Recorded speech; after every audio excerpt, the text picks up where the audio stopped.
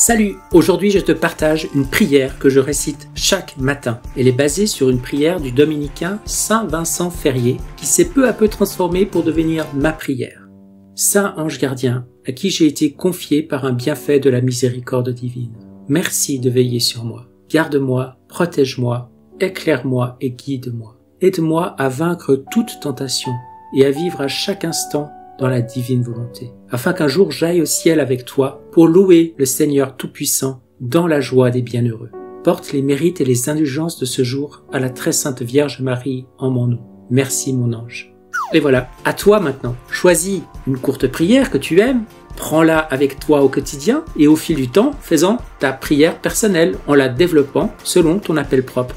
Et surtout, essaye de vivre ce que tu dis, car n'oublie pas, prier, ce n'est pas réciter des prières, mais c'est être en relation de vie et d'amour avec Dieu. Sois béni. Peut-être crois-tu que Saint Joseph est juste un homme âgé qui se tient discrètement dans le fond de la crèche et qui prend parfois ses rêves pour des réalités tout en gagnant sa vie dans un atelier bien rangé? Bien sûr que non. Joseph est un super héros de la foi. Certes, il connaît la grande valeur du silence intérieur et de l'humilité qui seuls permettent à la parole de Dieu de naître en nous. Mais l'Église lui donne des titres qui disent bien combien à travers lui la puissance du Seigneur vient nous rejoindre pour transformer nos vies. Par exemple, soutien des familles, patron des mourants, terreur des démons. Un prêtre canonisé a dit ceci de lui. Le plus grand saint homme qui ait jamais vécu n'était ni un diacre, ni un prêtre, ni un évêque, ni un pape, ni un ermite, ni un moine. C'était un mari, un père et un travailleur. Un modèle parfait pour toi ou alors pour ta moitié. Alors pour bien limiter, je vais me taire maintenant. Mais juste avant, je te partage encore ma propre prière quotidienne à ce bon papa. Saint Joseph, priez pour moi afin que je sois un bon père, un bon mari, un bon travailleur et un bon disciple du Seigneur. Que je vive toujours dans sa très sainte volonté. Amen. Sois béni. Salut! Dans la Bible, Marie, la mère de Jésus, est une personne plutôt discrète. Mais les évangiles ont gardé quelques-unes de ses paroles. Comme par exemple, Fiat. Qu'il me soit fait selon ta parole. Ou alors, les beaux versets du Magnificat. Mais sais-tu quelle est la toute dernière parole de Marie dans les Saintes Écritures? Si t'en as besoin, je te donne un indice. C'était à Cana. En parlant de son fils, elle dit au serviteur, Tout ce qu'il vous dira, faites-le. On pourrait appeler cela le commandement de Marie. Et c'est comme le secret de sa propre vie qu'elle nous lègue avant d'accompagner silencieusement Jésus dans son ministère public jusqu'à la croix et même au-delà. Alors comme elle et avec elle, offrons notre fiat et faisons tout ce qu'il nous dira.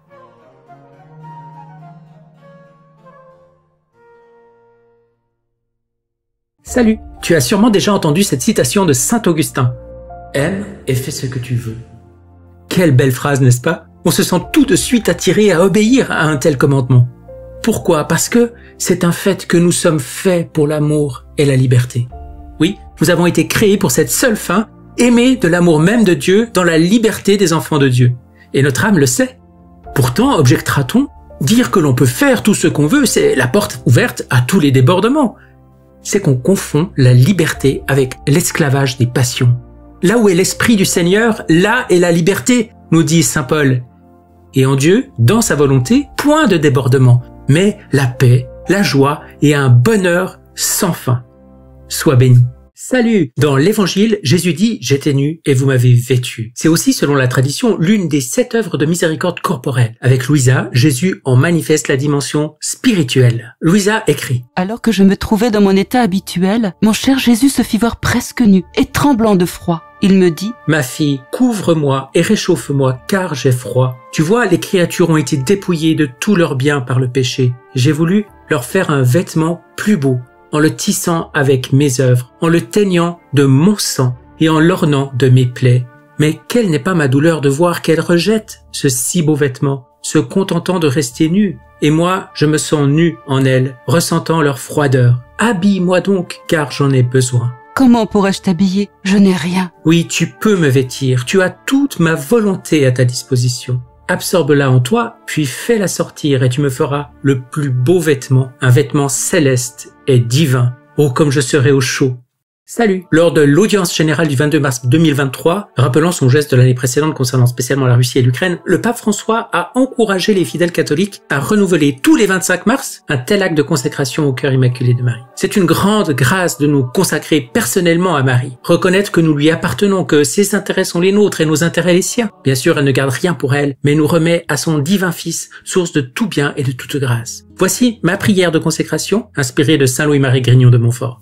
Je te choisis aujourd'hui, ô Marie, en présence de toute la cour céleste, pour ma mère et ma reine, me fondant dans la divine volonté, source de toutes tes perfections et beautés, et qui en toi règne absolument, formant ton manteau de sainteté. Je te livre et consacre en toute soumission et amour mon corps et mon âme, mes biens intérieurs et extérieurs, et la valeur même de mes bonnes actions passées, présentes et futures, te laissant un entier et plein droit de disposer de moi et de tout ce qui m'appartient, sans exception, selon ton bon plaisir, à la plus grande gloire de Dieu, dans le temps et l'éternité. Amen. Fiat. Salut! Tu connais certainement ce bon mot plein de vérité. Connaître, c'est connaître. Naître avec. Jésus parle beaucoup à la servante de Dieu, Luisa Picaretta, des connaissances qu'il nous donne et qui peuvent changer notre vie et notre éternité. Il lui dit, tu dois savoir que chaque connaissance que je manifeste et chaque acte accompli dans mon vouloir, courtisé par la connaissance que j'ai manifestée, est une semence divine que l'âme acquiert. Cette semence produira une vie nouvelle de sainteté, un amour nouveau, des bontés nouvelles, des joies et des bonheurs nouveaux. Elles seront autant de nouvelles propriétés divines que l'âme pourra acquérir, autant de degrés de notre connaissance et de notre gloire auxquels l'âme va participer lorsqu'elle aura terminé sa vie ici-bas et qu'elle sera arrivée dans notre patrie céleste. Une seule connaissance de plus la fera monter à une telle hauteur que toute la cour céleste en sera étonnée, parce qu'une connaissance de plus est une vie divine nouvelle que l'âme acquiert et qui possède des biens et des joies infinis. Sois béni. À Nicodème, Jésus révèle la nécessité de naître de l'eau et de l'esprit pour entrer dans le royaume de Dieu. Et Saint Paul écrit, si nous sommes passés par la mort avec le Christ, nous croyons que nous vivrons aussi avec lui. À Luisa Picaretta, Jésus explique ceci. Ma résurrection a été la confirmation, le sceau de toute ma vie, de mes œuvres, de mes paroles. Et si je suis venu sur terre, c'était pour me donner à tous et à chacun comme une vie qui leur appartient. Mais veux-tu savoir en quoi consiste la véritable résurrection de la créature? Non pas à la fin des temps, mais alors qu'elle vit encore sur terre, c'est la créature qui vit dans ma volonté. Celle-ci ressuscite dans la lumière et peut dire « ma nuit est finie ». Et si les circonstances de la vie entourent la créature comme pour attiser sa volonté propre, elle peut répondre « ma volonté est ressuscitée, je ne l'ai plus en mon pouvoir. En échange, j'ai la divine volonté. Et avec sa lumière, je veux investir tout ce qui m'entoure pour former de nombreuses conquêtes divines. Par conséquent, vis toujours dans notre vouloir, n'en sors jamais si tu veux être notre triomphe et notre gloire. Salut! L'Écriture nous apprend que Dieu est jaloux. Mais n'est-ce pas une imperfection humaine que la jalousie, l'envie de quelque chose qui nous manque? Or Dieu ne peut pas être jaloux à la manière humaine. Ce qu'il faut comprendre, c'est qu'il est tout amour. Il est don inconditionnel de lui-même et soif insatiable d'un retour d'amour à la mesure de ce qu'il est. C'est pourquoi Jésus dit que le plus grand commandement est « Tu aimeras le Seigneur ton Dieu de tout ton cœur, de toute ton âme et de tout ton esprit ». Dieu veut notre attention totale et une pure intention. Nous devons agir rien que pour lui, avec lui et en lui. À Luisa, Jésus dit « Ma vie est continuellement objet de mépris, de douleur et d'abandon de la part des hommes. Ainsi, toi aussi, en imitant ma mère, tu me tiendras fidèlement compagnie dans toutes mes souffrances. Sache cependant que je te veux tout à moi. Je serai jaloux de ta moindre respiration si elle ne m'est pas dédiée. » Et Luisa de dire « Par la suite, j'ai commencé à agir comme sa maman. Mais oh, quelle attention il me fallait exercer pour lui être agréable. » Reste donc attentif à ton Jésus et sois béni. Salut! Si tu te sens submergé par la peur et l'angoisse en entendant l'avalanche actuelle de prophéties mystiques et de prévisions scientifiques annonçant des lendemains terribles et apocalyptiques, rappelle-toi ce que dit Jésus dans l'Évangile. Quand ces événements commenceront, redressez-vous et relevez la tête, car votre délivrance est proche. À Luisa, il explique son plan. Ô monde inique, je prépare pour toi une ère d'amour, l'ère de mon troisième fiat. Pendant que tu tenteras de me bannir, je viendrai par derrière et par devant pour te confondre par l'amour. Partout où tu m'auras banni, j'érigerai mon trône et je régnerai plus qu'avant et d'une manière qui te surprendra, jusqu'à ce que tu tombes au pied de mon trône, foudroyé par mon amour.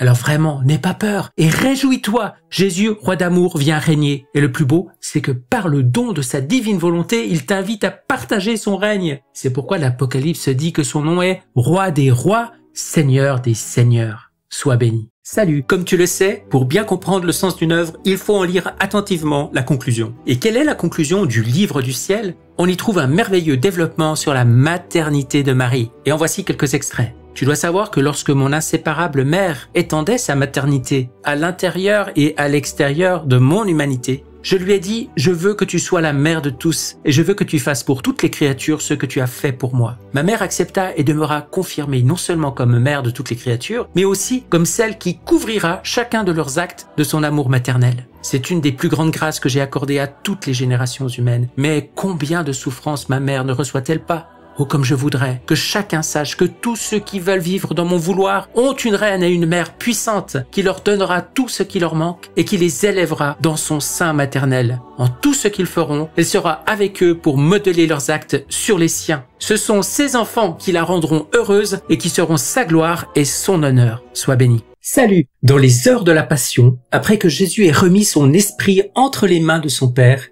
la servante de Dieu, Luisa Picaretta, commence une merveilleuse prière de réparation où elle s'arrête à chaque partie de son corps torturé et exposé sur la croix en demandant pardon pour toutes nos fautes. Une résolution revient comme un refrain tout au long de cette ronde, une résolution de Luisa que nous pouvons faire nôtre à chaque fois que la tentation nous assaille. Jésus et Marie, je vous recommande mon âme. Tu peux écouter la ronde complète sur Amen Fiat. Sois béni. Peut-être penses-tu que la divine volonté ce n'est pas pour toi, trop radical, trop difficile, réservé aux âmes d'élite. Et pourtant c'est tout le contraire. Jésus dit à Luisa, il est très simple d'entrer dans ma volonté. Mon amour fait que je m'adapte à la capacité humaine, de sorte que la créature peut faire sans difficulté ce que j'enseigne et ce que je veux. Or tu dois savoir que pour entrer dans mon fiat, la première chose indispensable est de vouloir, de soupirer en toute fermeté que tu veux vivre en lui. La deuxième chose, c'est de faire le premier pas. Après avoir fait le premier pas, ma divine volonté entoure la créature de lumière et de tels attraits que celle-ci perd le désir de faire sa volonté. Dès qu'elle fait un pas, se sentant dominatrice, la nuit de ses passions, de ses faiblesses, de ses misères se change en jour, en force divine, et elle ressent l'extrême nécessité de faire le deuxième pas, ce qui appelle le troisième, le quatrième, et ainsi de suite. Vois donc comme c'est facile, mais il faut le vouloir comme le veut ma bonté paternelle. Alors avec moi, dis-lui, oui, fiat, je le veux. Sois béni. Si tu as peur d'être séparé de Dieu, écoute bien ce que Jésus enseigne à Luisa dans le livre du ciel. Il dit que l'âme qui vit uniquement et toujours dans sa volonté devient inséparable de Dieu. Voilà ce qu'il dit. Ma volonté est semblable à la lumière, qui contient lumière, chaleur et couleur, lesquelles, bien que distinctes les unes des autres, sont cependant inséparables. Telle est l'inséparabilité de l'âme qui vit dans ma divine volonté. Elle est inséparable de moi et de tous les actes de mon divin fiat. Cette inséparabilité est si grande que lorsque la sagesse éternelle créa les cieux, le soleil et l'univers tout entier, tu étais avec moi. Il parle à Luisa, mais ça s'applique à toute âme qui vit dans la divine volonté. Tu étais avec moi et tu t'écoulais dans mon divin fiat comme la lumière, la chaleur et les couleurs. Oui, tu as bien entendu. En Dieu, il n'y a pas de temps. Il est un acte unique, infini, éternel. Vivre dans sa volonté, c'est entrer dans cet acte divin et prendre part à tout ce qui en découle, sans distance aucune, même temporelle. Alors oui, mon Dieu, fiat et merci. Nous voulons vivre dans ta divine volonté et jamais être séparés de toi.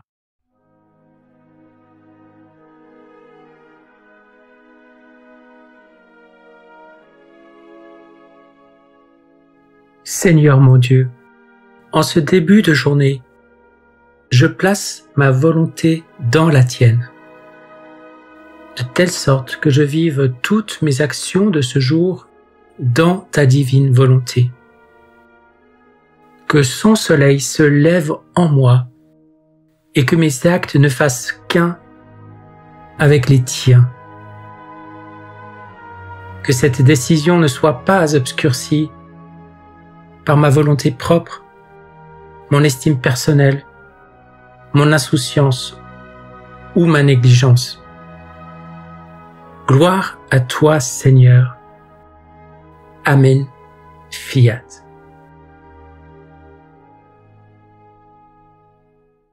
Ma fille, pour qu'un acte puisse me plaire et pour que ma volonté puisse former en lui sa vie tout entière, il faut que tout l'intérieur de la créature soit centralisé dans mon fiat. La volonté doit le vouloir, le désir doit désirer ardemment ce que la volonté veut, les affections et les tendances doivent uniquement désirer recevoir la vie de ma volonté dans leur acte. Car pour former une vie, il est nécessaire d'avoir une volonté, un désir, un cœur, des affections, des tendances, une mémoire et une intelligence. Sinon, on ne pourrait pas dire que c'est une vie complète et parfaite. C'est pourquoi ma volonté veut tout, afin de pouvoir reproduire la vie de son amour dans l'amour de la créature. Elle veut être totalement libre de former une vie entière et non une demi-vie. Et ainsi, comme la créature renonce à sa vie, ma divine volonté lui donne la sienne en échange. Alors ne conserve rien de toi et pour toi. Tu nous donneras la grande gloire d'avoir une vie de notre volonté sur la terre sous le voile de ton être mortel. Et toi, tu auras le grand bienfait de la posséder. Parmi les nombreuses qualités et prérogatives que contient ma volonté, s'y trouve un acte ininterrompu de béatitude. Et plus l'âme fait d'actes dans ma volonté, plus elle prend d'actes distincts de béatitude en son âme. Donc plus elle fait d'actes dans ce fiat, plus elle devient propriétaire et forme un plus grand capital de ses béatitudes en elle-même, qui lui donne la paix suprême sur terre. Et au ciel, elle sentira tous les effets et les jouissances de ces béatitudes formées en elle. Ils sont placés comme en réserve dans son âme, afin que lorsqu'elle partira pour sa céleste patrie, elle puisse en jouir tous ensemble pour rattraper les autres dans la réception de ce nouvel acte de béatitude qui ne s'interrompt jamais. Vois-tu donc ce que signifie un acte de plus ou de moins dans ma volonté? C'est avoir autant d'actes de béatitude en plus pour autant de fois que l'on a fait ma volonté, et en moins pour autant de fois que l'on a fait la sienne. Et l'âme prend non seulement autant d'actes de béatitude, mais autant d'actes de sainteté, de science divine, autant d'actes distincts de beauté, d'amour en plus, pour autant de fois qu'elle a fait ma volonté. Et si elle a toujours été dans mon fiat éternel, elle aura en elle la sainteté qui ressemble à son Créateur. Oh, comme elle sera belle! Vivre résigné ou vivre dans la volonté de Dieu sont deux choses différentes. Louisa dit au tome 12, « Vivre résigné à la divine volonté, c'est se résigner en tout à la volonté de Dieu, autant dans la prospérité que dans l'adversité, voyant en toute chose le règne de Dieu sur sa création, suivant lequel pas même un cheveu ne peut tomber de notre tête sans la permission du Créateur. L'âme se comporte comme un bon fils qui va où son père veut qu'il aille et qui souffre ce que son père veut qu'il souffre. Être riche ou pauvre lui est indifférent, il est content de ne faire que ce que veut son père. S'il reçoit l'ordre d'aller quelque part pour s'occuper d'une affaire, il y va simplement parce que son père le veut. Cependant, ce faisant, il se rafraîchit, il s'arrête pour se reposer, manger, échanger avec d'autres personnes, etc. Sa volonté n'est pas en communication continuelle avec celle du père. Ainsi, il entretient l'habitude de faire sa propre volonté. Néanmoins, je crois, dit Louisa, que c'est là le premier pas vers la sainteté. Louisa continue. Vivre dans la divine volonté signifie ne rien faire par soi-même. Parce que dans la divine volonté, l'âme se sent incapable de quoi que ce soit par elle-même. Elle ne demande aucun ordre et n'en reçoit pas, parce qu'elle se sent incapable d'aller seule. Elle dit, si tu veux que je fasse quelque chose, faisons-le ensemble, comme une seule personne. Si tu veux que j'aille quelque part, allons-y ensemble comme une seule personne. Ainsi l'âme fait tout ce que le Père fait. Si le Père pense, elle fait sienne ses pensées. Elle n'a aucune autre pensée que les siennes. Si le Père regarde, parle, travaille, marche, souffre ou aime, elle regarde ce que le Père regarde, répète les paroles du Père, travaille avec les mains du Père, marche avec les pieds du Père, souffre les mêmes souffrances que le Père et aime ce qu'aime le Père. Elle ne vit pas à l'extérieur, mais à l'intérieur du Père. Ainsi, elle est une parfaite réplique de lui, ce qui n'est pas le cas pour celui qui vit seulement résigné. Louisa poursuit. La divine volonté est immense. Elle circule partout, ordonne tout et donne vie à tout. L'âme qui s'immerge dans cette immensité vole vers tout, revigore tout et aime tout. Elle agit et aime comme Jésus, ce que ne peut faire l'âme qui est seulement résignée. Pour l'âme qui vit dans la divine volonté, il est impossible de faire quoi que ce soit par elle-même. Ses travaux humains, même saints, lui donnent la nausée, parce que les choses de la divine volonté, même les plus petites, ont un aspect différent. Elle acquiert une noblesse divine, une splendeur divine et une sainteté divine, ainsi qu'une puissance divine et une beauté divine. Ces qualités divines se multiplient indéfiniment en elle, et en un instant, elle fait tout. Après avoir tout fait, elle dit « Je n'ai rien fait, c'est Jésus qui a tout fait, et c'est là mon bonheur. Jésus m'a fait l'honneur de me recevoir dans sa volonté, ce qui me permet de faire ce qu'il a fait. » Et Louisa de continuer. L'ennemi est incapable de troubler l'âme qui vit dans la divine volonté. Qu'elle ait fait son travail bien ou pauvrement, qu'elle ait fait peu ou beaucoup, parce que tout a été fait par Jésus et elle ensemble. Elle est paisible, non sujette à l'anxiété. Elle n'aime pas une personne en particulier, mais elle les aime toutes divinement. On peut dire qu'elle répète la vie de Jésus. Quelle est sa voix les battements de son cœur, la mère de ses grâces. Je crois qu'en cela seulement consiste la vraie sainteté. Pour qui vit dans la divine volonté, les vertus sont d'ordre divin. Dans le cas contraire, elles sont d'ordre humain, sujettes à l'estime de soi, à la vanité et aux passions. Oh, combien d'âmes, faisant de bonnes actions et recevant les sacrements, pleurent parce que, n'étant pas investies de cette divine volonté, elles ne produisent pas de fruits. Oh, si tous comprenaient ce qu'est la vraie sainteté, comme tout changerait. Pour conclure cette série, voilà ce que dit encore Louisa à cette date du 14 août 1917. L'âme qui vit dans la divine volonté est le sourire de Jésus. Elle est détachée de tous, même de ses directeurs spirituels. Jésus est tout pour elle. Elle n'est le chagrin de personne. L'air sain qu'elle dégage embaume tout. Elle inspire l'ordre et l'harmonie pour tous. Jésus, jaloux de cette âme, se fait en elle l'acteur et le spectateur en tout. Pas une seule de ses respirations, une seule de ses pensées ou un seul de ses battements de cœur qui ne soit régularisé par Jésus. Cette âme est si absorbée par la divine volonté qu'elle en oublie presque qu'elle vit en exil. Salut! Dans l'Évangile, Jésus nous dit « Demeurez en moi comme moi en vous. Celui qui demeure en moi et en qui je demeure, celui-là porte beaucoup de fruits, car en dehors de moi, vous ne pouvez rien faire. Si vous demeurez en moi et que mes paroles demeurent en vous, demandez tout ce que vous voulez et cela se réalisera pour vous. » À Luisa Picaretta, il dit encore « L'âme qui est vraiment mienne ne doit pas seulement vivre pour Dieu, mais en Dieu. Tu dois chercher à vivre en moi, et tu trouveras le réceptacle de toutes les vertus. Et en marchant au milieu d'elles, tu te nourriras de leur parfum, au point de n'émettre toi-même que lumière et parfum céleste. Car vivre en moi est la véritable vertu, et a la vertu de donner à l'âme la même forme que la personne divine en qui elle fait sa demeure, et de la transformer en ces mêmes vertus divines dont elle se nourrit. Sois béni.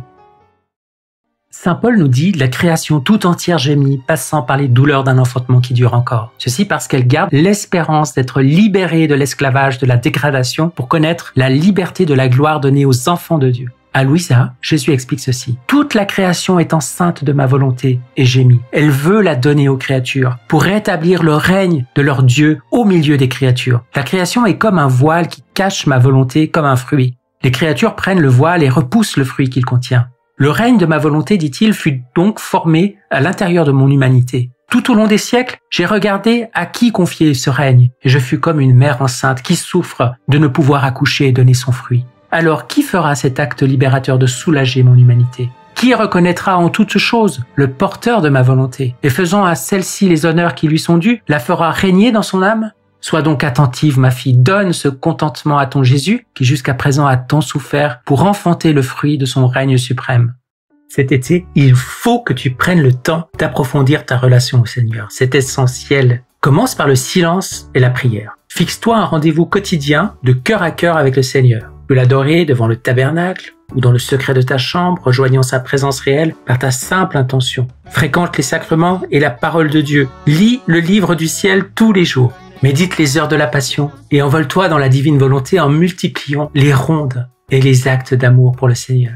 S'il te reste encore un peu de temps après tout ça, n'hésite pas à visiter la page des playlists sur Amen Fiat. Tu y trouveras des heures précieuses d'enseignement avec les pères Dutton, Chonang, Yanutzi, le père Abel et des laïcs éclairés tels que Marcel Laflamme, Daniel O'Connor, Hugo Wen, Thomas Fahy, Nicole Boulanger, Roland Santiago, Ramon Pérez et bien d'autres encore. Tu y trouveras aussi des prières et même des chansons. Laisse l'Esprit Saint te guider en tout et renouvelle toujours et partout ton oui au Seigneur. Sois pour lui une humanité de surcroît. Amen Fiat. Tu te soucies de l'environnement et tu t'inquiètes de l'évolution du climat. Tu voudrais une prise de conscience et un changement de style de vie. Tu as parfaitement raison. Malheureusement, la seule écologie authentique et efficace n'a pas droit de citer dans le débat public. Jésus dit à Louisa, « Ma fille, que l'humanité est perfide.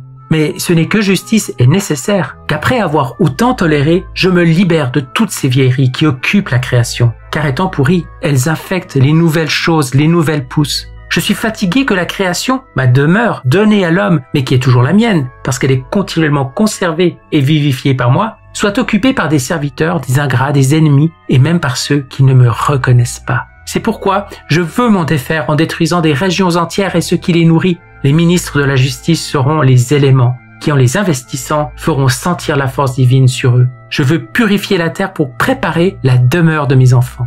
Tu l'as compris, la vraie écologie, c'est la sainteté, la vie dans la divine volonté. Amen. Salut. T'arrive-t-il de te décourager devant tes faiblesses et ton péché? Eh bien, c'est arrivé aussi à Luisa Picaretta. Mais Jésus lui a dit, « Ma fille, ne te décourage pas. C'est ma façon habituelle d'agir, amener l'âme à la perfection petit à petit et non pas d'un seul coup, de manière à ce qu'elle ait toujours conscience qu'il lui manque quelque chose et qu'elle ait à faire tous les efforts nécessaires pour obtenir ce qui lui manque. Ainsi, elle me plaît davantage et se sacrifie encore plus. Et moi, attiré par ses actes, je me sens obligé de lui accorder de nouvelles faveurs célestes. De plus, un échange totalement divin s'établit entre l'âme et moi. Si à l'opposé, l'âme possédait en elle la plénitude de la perfection, c'est-à-dire toutes les vertus, elle n'aurait pas à faire d'efforts et il lui manquerait l'amorce nécessaire pour que le feu s'allume entre le Créateur et sa créature. Sois béni. Dès l'âge de 23 ans, Luisa garda le lit. 40 ans plus tard, Jésus lui dit: le nombre 40 a toujours été significatif et préparatoire à de grandes œuvres. Pendant 40 ans, les Juifs ont marché dans le désert sans pouvoir atteindre la terre promise. Mais après 40 ans de sacrifice, ils ont pu en prendre possession. Durant ce temps, combien de miracles, combien de grâces, au point de les avoir nourris de la manne céleste. Un sacrifice prolongé à la vertu et la force d'obtenir de Dieu de grandes choses. Moi-même, durant ma vie terrestre, j'ai voulu rester 40 jours dans le désert, loin de tous, avant d'aller en public annoncer l'évangile qui devait former la vie de mon Église, c'est-à-dire le royaume de la rédemption. C'est aussi ce que j'ai voulu pour toi, ma fille. Pour manifester le royaume de ma divine volonté, j'ai voulu 40 années de sacrifice. Mais combien de grâces ne t'ai-je pas donné? Combien de manifestations? Je peux dire que durant ce long temps, j'ai placé en toi tout le capital du royaume de ma volonté et tout ce qui est nécessaire pour que les créatures puissent comprendre. Salut. Un jour que Luisa assistait à la bénédiction du Saint-Sacrement, Jésus lui dit: « Ma fille, je bénis ton cœur et j'appose sur lui le sceau de ma volonté divine, afin que ton cœur, uni à ma divine volonté, puisse palpiter dans tous les cœurs pour que tu puisses appeler tous les cœurs à l'aimer. Je bénis tes pensées et je scelle en elles ma volonté divine pour que tu puisses appeler toutes les intelligences à la connaître. Je bénis ta bouche pour que ma volonté divine puisse s'écouler dans ta voix et que tu puisses appeler toutes les voix humaines à parler de mon fiat. Je te bénis tout entière, ma fille, afin que tout puisse appeler en toi ma volonté divine et que tu puisses courir vers tous pour la faire connaître. Oh, combien je me sens plus heureux d'opérer, de prier, de bénir l'âme en qui règne ma divine volonté. » Repense à ces paroles de Jésus la prochaine fois que tu assistes à la bénédiction du Saint-Sacrement et sois béni. La vie est beauté, admire-la. La vie est béatitude, savoure-la. La vie est un rêve, réalise-le. La vie est un défi, relève-le. La vie est un devoir, accomplis-le. La vie est un jeu, joue-le. La vie est précieuse, prends-en soin. La vie est richesse, garde-la. La vie est amour, apprécie-le. La vie est mystère, perce-le. La vie est promesse, remplis-la. La vie est tristesse, surmonte-la. La vie est hymne, chante-le. La vie est combat, accepte-le. La vie est une tragédie, affronte-la. La vie est une aventure, ose-la. La vie est bonheur, mérite-le. La vie est la vie, défends-la. Sainte Mère Teresa de Calcutta. Salut. Saint Paul écrit: transformez-vous en renouvelant votre façon de penser pour savoir reconnaître quelle est la volonté de Dieu, ce qui est bon, ce qui est capable de lui plaire, ce qui est parfait. Jésus enseigne à Luisa: qu'est-ce qui triomphe de tout, établit le bien complet dans l'âme et sanctifie tout? C'est la pureté d'intention, c'est-à-dire tout accomplir avec l'unique intention de plaire à Dieu. Ce qui est pur, c'est ce qui n'est pas mélangé. Il s'agit donc d'agir en tout sans aucun retour sur soi par pur amour de Dieu pour lui plaire. Humainement impossible, me direz-vous lucidement. Mais Dieu le veut pour nous et rien n'est impossible à Dieu. Une œuvre accomplie purement et entièrement pour l'amour de Dieu, disait déjà Saint Jean de la Croix, fait dans le cœur pur un royaume tout entier pour son maître. Et Jésus est d'accord, il dit à Luisa: la pureté d'intention règle et corrige les vertus elles-mêmes, y compris l'obéissance. Elle est comme un maestro qui dirige la musique spirituelle de l'âme. Sois béni. Salut. Dans l'évangile, Jésus dit « Je suis la lumière du monde. Celui qui me suit ne marchera pas dans les ténèbres, il aura la lumière de la vie. » À Louisa, il dit encore « Je suis la lumière éternelle.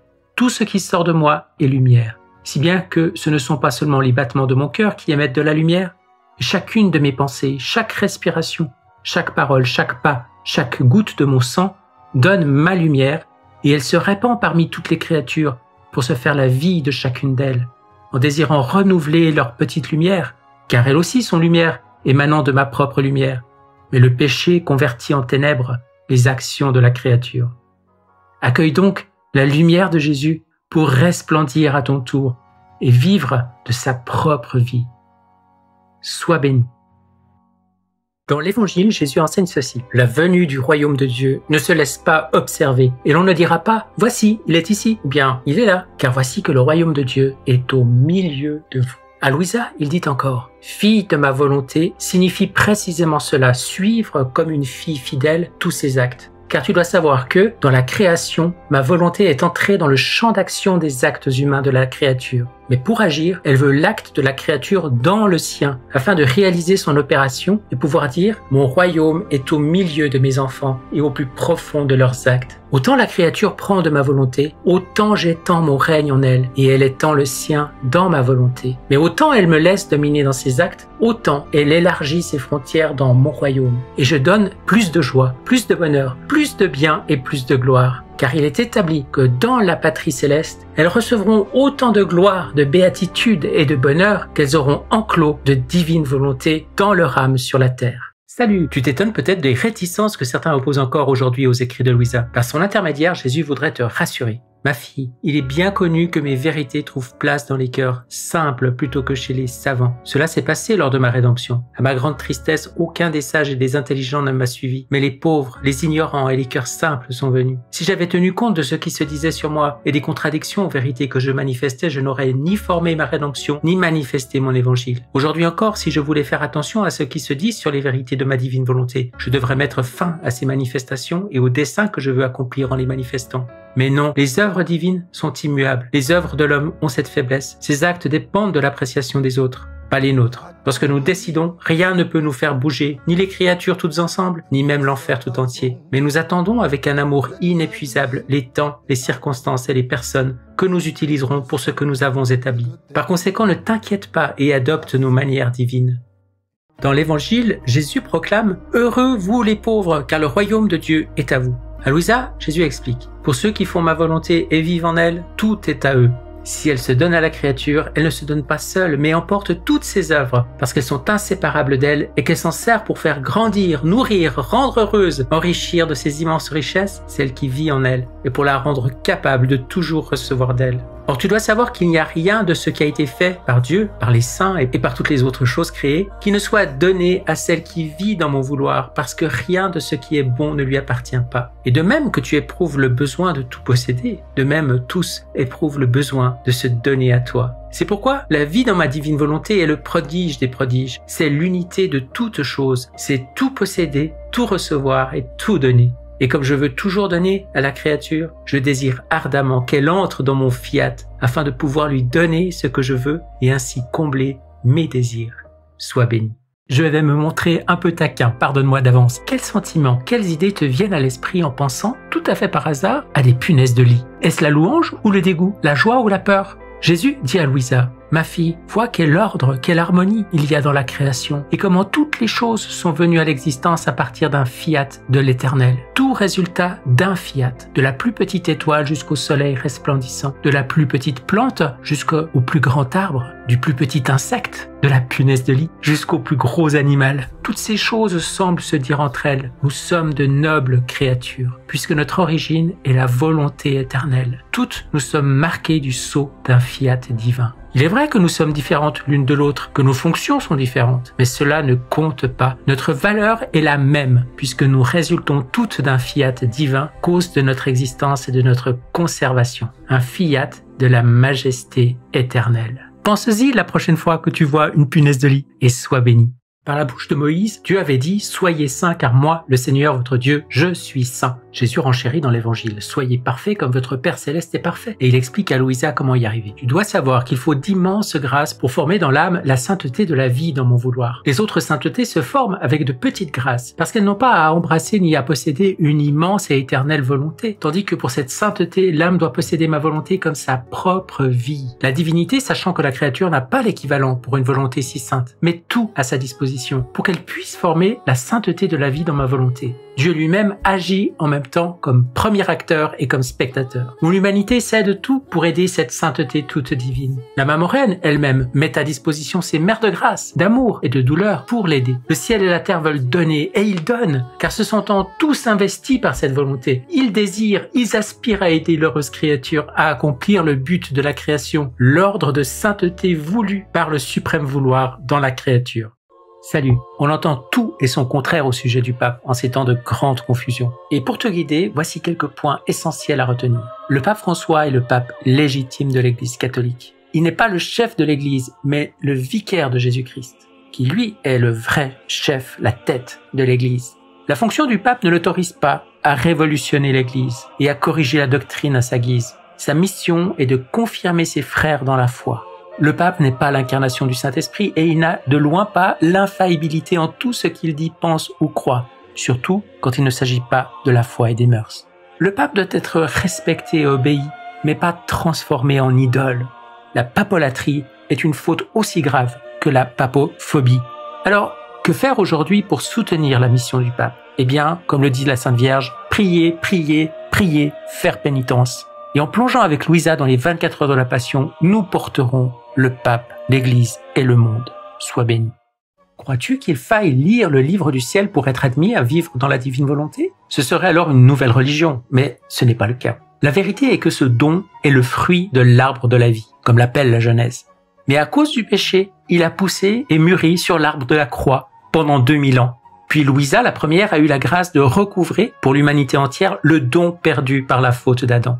Cela a eu lieu le 8 septembre 1889 à l'âge de 24 ans. Jésus dira plus tard, « Maintenant, puisqu'avec toi, Louisa, j'ai ouvert les portes, d'autres peuvent entrer, pourvu qu'ils se disposent à un si grand bien. » Mais si les portes ont été ouvertes en 1889, quand Louisa a commencé à vivre dans la divine volonté, il devient évident que les connaissances du livre du ciel ne sont pas nécessaires pour recevoir le don. Pourquoi? Eh bien simplement parce qu'alors, Louisa n'avait pas écrit une seule ligne.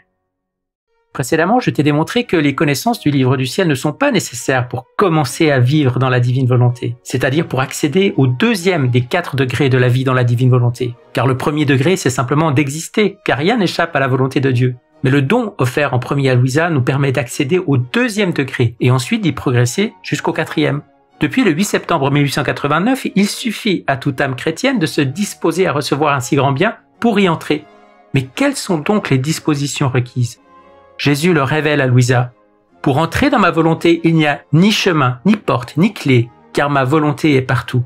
Pour y entrer, la créature n'a qu'à enlever le caillou de sa volonté propre. Il suffit de le vouloir et tout est fait. Ma volonté se charge de tout, de lui donner ce qui lui manque et de lui faire parcourir les frontières infinies de ma volonté. Si je t'ai démontré précédemment que les connaissances du livre du ciel ne sont pas nécessaires pour recevoir le don de la vie dans la divine volonté, ce n'était pas pour te décourager de lire le livre du ciel. Bien au contraire. Si tu veux progresser et t'enraciner fermement dans cette nouvelle et divine sainteté, les connaissances du livre du ciel te seront très précieuses et je dirais même absolument indispensables. Mais il était important d'établir ce principe de non-nécessité pour démontrer que la divine volonté, révélée à la servante de Dieu Louisa Picaretta, s'inscrit dans le prolongement et marque en fait le point culminant de toute la révélation chrétienne. Louisa est catholique et la divine volonté est également catholique. En dernière analyse, c'est la foi catholique dans sa plénitude. Pour le rendre évident, Dieu a suscité au XXe siècle des saints qui ont vécu le don sans pour autant connaître Louisa. Je t'en reparle dans un prochain short. Beaucoup disent, les bienheureuses Conchita et Dina Bélanger, les saintes Élisabeth de la Trinité et Faustine Kowalska parmi d'autres, se sont approchés de la divine volonté en formant comme l'aurore, mais sans y entrer, car il fallait d'abord que Louisa soit connue. Mais c'est une erreur, liée à une chronologie faussée. Nous les avons connus avant Louisa, c'est vrai, Mais elles ont vécu leur expérience spirituelle après que les portes du ciel aient été ouvertes par Louisa quand elle a reçu le don le 8 septembre 1889. Ainsi, par exemple, quand Faustine écrit le 4 février 1935 dans son carnet « À partir d'aujourd'hui, ma volonté propre n'existe plus », elle a clairement les dispositions requises selon ce que Jésus dit à Louisa au tome 12 le 16 février 1921.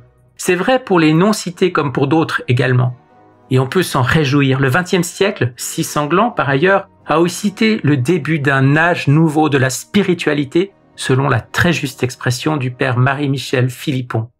Alors pourquoi établir que certaines figures de sainteté du XXe siècle ont effectivement reçu le don de la vie dans la divine volonté sans pour autant connaître Louisa? Serait-ce en raison d'un attachement affectif à tel ou tel saint qu'on aime et qu'on voudrait honorer particulièrement?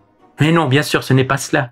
Mais il est très important que nous évitions de faire de la nouvelle et divine sainteté, de la divine volonté, un produit hors sol, séparé et entièrement distinct de l'expérience chrétienne et ecclésiale. Le livre du ciel n'est pas en rupture avec la tradition vivante de l'Église. Si tu entends un adepte de Louisa dire « Avant, quand j'étais dans la rédemption », tu sais que quelque chose ne tourne pas rond, car seuls les habitants de l'enfer ne sont plus dans la rédemption.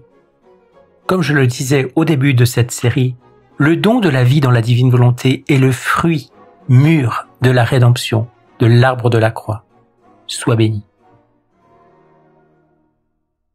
Aux Corinthiens, saint Paul demande « Ne savez-vous pas que vous êtes le temple de Dieu et que l'Esprit de Dieu habite en vous ?» Et à Louisa, Jésus s'exclame « Ah, ne sais-tu pas que tu es le tabernacle de ma divine volonté? Dans ce tabernacle de mon divin fiat, je ne me sens pas prisonnier. Je possède les étendues infinies de mon vouloir. Je ne me sens pas seul. J'ai quelqu'un pour me tenir perpétuellement compagnie. J'ai le grand honneur et la plus belle conquête, celle que j'aime le plus, qui est une volonté humaine, toute sacrifiée pour moi, formant comme l'escabeau de ma divine volonté. Rien qu'à te regarder, je sens se briser ma solitude. Et j'éprouve les joies pures que peut me donner la créature qui laisse régner en elle ma divine volonté. C'est pourquoi tous mes desseins, mes soins et mes intérêts sont de faire connaître ma divine volonté et de la faire régner parmi les créatures. Chaque créature sera alors mon tabernacle vivant. Je ne serai plus seul, mais j'aurai ma compagnie perpétuelle et avec ma divine volonté bilocalisée en elle, j'aurai ma compagnie divine dans la créature. J'aurai ainsi mon ciel en chacune d'elles, car le tabernacle de ma divine volonté possède mon ciel sur la terre. Dans le prologue de son évangile, saint Jean écrit « Au commencement était le Verbe, et le Verbe était auprès de Dieu, et le Verbe était Dieu. En lui était la vie, et la vie était la lumière des hommes. » À Louisa, Jésus, le Verbe de Dieu, révèle « Ma fille, en chacune de mes manifestations sur mon divin fiat, Adam devait grandir dans la sainteté et la beauté de son Créateur. Mon intention était de faire cela petit à petit, lui donnant par petites gorgées la vie de la divine volonté. Mais par son péché, l'homme a interrompu mon discours et m'a réduit au silence. Après bien des siècles, voulant que l'homme revienne dans mon fiat, j'ai recommencer à parler avec tant d'amour, plus qu'une tendre mère, lorsqu'elle aime et attend avec impatience de donner naissance à son enfant, pour pouvoir l'embrasser, l'entourer de ses affections et le combler de tous ses biens et de tous ses bonheurs. C'est ce que j'ai fait en reprenant mon discours, en te manifestant l'ordre tout entier du royaume de ma divine volonté, et la voie que mes créatures doivent suivre dans mon royaume. Par conséquent, manifester toutes ces vérités sur mon fiat n'était rien moins que remettre en place tout l'ordre et tout l'amour que j'aurais conservé si l'homme n'avait pas péché et si mon royaume avait eu sa vie sur la terre. Dans le prologue de son évangile, saint Jean écrit « Au commencement était le Verbe, et le Verbe était auprès de Dieu, et le Verbe était Dieu. En lui était la vie, et la vie était la lumière des hommes. » À Louisa, Jésus, le Verbe de Dieu, révèle « Ma fille, en chacune de mes manifestations sur mon divin fiat, Adam devait grandir dans la sainteté et la beauté de son Créateur. Mon intention était de faire cela petit à petit, lui donnant par petites gorgées la vie de la divine volonté. Mais par son péché, l'homme a interrompu mon discours et m'a réduit au silence. Après bien des siècles, voulant que l'homme revienne dans mon fiat, j'ai recommencer à parler avec tant d'amour, plus qu'une tendre mère, lorsqu'elle aime et attend avec impatience de donner naissance à son enfant, pour pouvoir l'embrasser, l'entourer de ses affections et le combler de tous ses biens et de tous ses bonheurs. C'est ce que j'ai fait en reprenant mon discours, en te manifestant l'ordre tout entier du royaume de ma divine volonté, et la voie que mes créatures doivent suivre dans mon royaume. Par conséquent, manifester toutes ces vérités sur mon fiat n'était rien moins que remettre en place tout l'ordre et tout l'amour que j'aurais conservé si l'homme n'avait pas péché et si mon royaume avait eu sa vie sur la terre.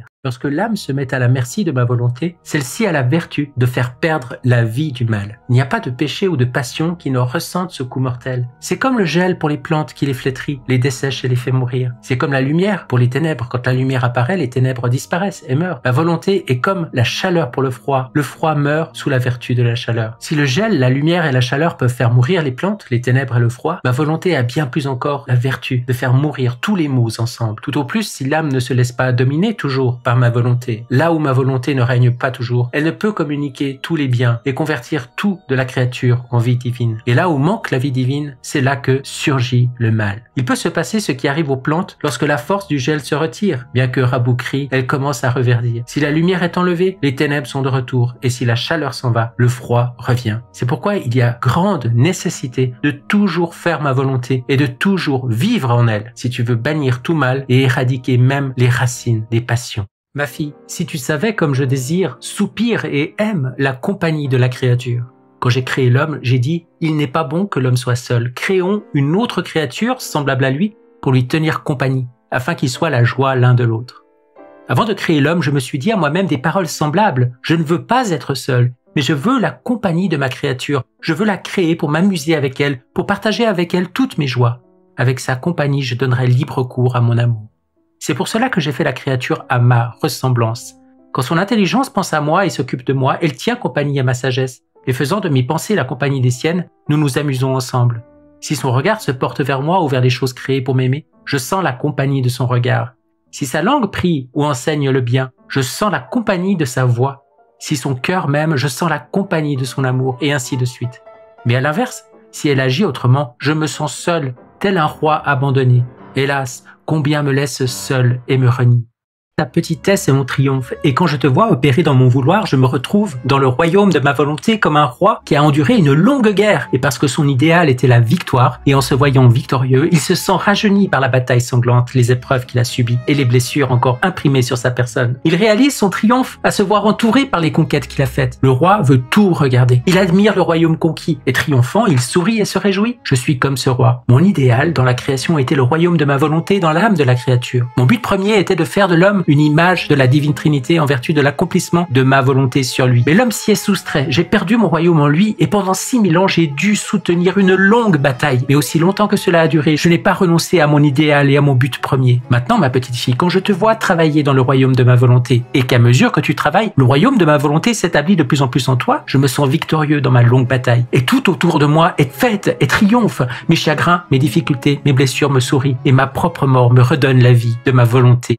Un jour, Louisa voyait l'épouvantable spectacle des châtiments qui devaient s'abattre sur les hommes, à cause des offenses faites à Dieu.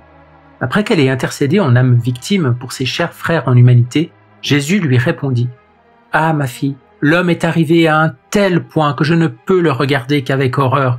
Et si je le regarde, c'est seulement à travers toi, parce que je trouve en toi toute la tendresse de mon humanité, mes prières, au point d'en être pris de compassion. Pour toi, j'épargnerai des vies. » L'homme a besoin de forte purification, sinon il ne se remettra pas en question, et c'est pourquoi je balayerai tout pour tout renouveler. Je ferai des choses imprévues, de nouveaux châtiments, dont l'homme ne pourra pas trouver la cause, et ceci pour le confondre. Mais ne crains pas, pour l'amour de toi j'épargnerai quelque chose. Je sens en toi, comme je l'ai senti dans mon humanité, le courant de communication avec toutes les créatures, et c'est pourquoi il m'est difficile de ne pas te donner et de ne pas te contenter en quoi que ce soit. Dans l'Évangile, Jésus dit « Le royaume des cieux est comparable au levain qu'une femme a pris et qu'elle a enfoui dans 3 mesures de farine jusqu'à ce que toute la pâte est levée. » À Louisa, il dit « Ma fille, les premiers qui feront ma divine volonté et vivront en elle seront comme le levain de son royaume. Les nombreuses connaissances que je t'ai manifestées sur mon divin fiat seront comme la farine pour le pain, qui en trouvant le levain commence à fermenter. Mais la farine ne suffit pas, il faut le levain et l'eau pour former le vrai pain et nourrir les générations humaines. J'ai donc besoin du levain des quelques personnes qui vivent dans mon divin vouloir et de la multiplicité de ces connaissances qui serviront de masse de lumière pour donner tous les biens nécessaires afin de nourrir et de rendre heureux tous ceux qui voudront vivre dans le royaume de ma divine volonté. Par conséquent, ne t'inquiète pas si tu es seul, et si rares sont ceux qui savent en partie ce qui concerne ma divine volonté, pourvu que la petite portion de levain soit formée, unie à ces connaissances, le reste viendra de lui-même.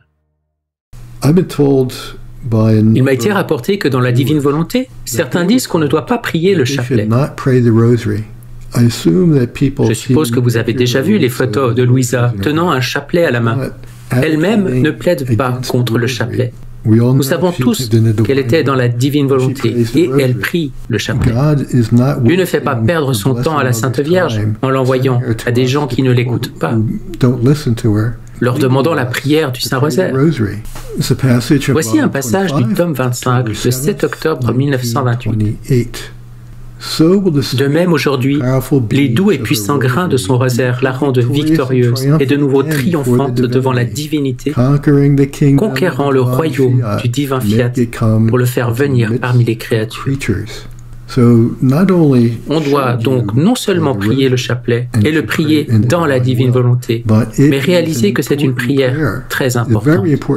Ma fille, notre amour s'est tellement épris de l'acte par lequel nous avons créé l'homme que nous n'avons rien fait d'autre que nous refléter sur lui, de sorte qu'il était une œuvre digne de nos mains créatrices. Et comme nos reflets pleuvaient sur lui, l'intelligence, la vue, l'ouïe, la parole, le battement de cœur, le mouvement des mains et le pas des pieds ont été infusés en lui. Notre être divin est très pur esprit. Par conséquent, nous n'avons pas les sens. Dans la totalité de notre être divin, nous sommes une très pure et inaccessible lumière. Cette lumière est œil, ouïe, parole, œuvre et pas. Cette lumière fait tout, regarde tout, entend tout et se trouve partout. Personne ne peut échapper à l'empire de notre lumière. Ainsi, lorsque nous avons créé l'homme, notre amour était tel que notre lumière, apportant sur lui nos reflets, l'a modelé. Et, le modelant, lui a apporté les effets des reflets de Dieu. Vois donc, ma fille, avec quel amour l'homme a été créé. Notre être divin est allé jusqu'à se dissoudre en reflet sur lui, afin de lui communiquer notre image et notre ressemblance.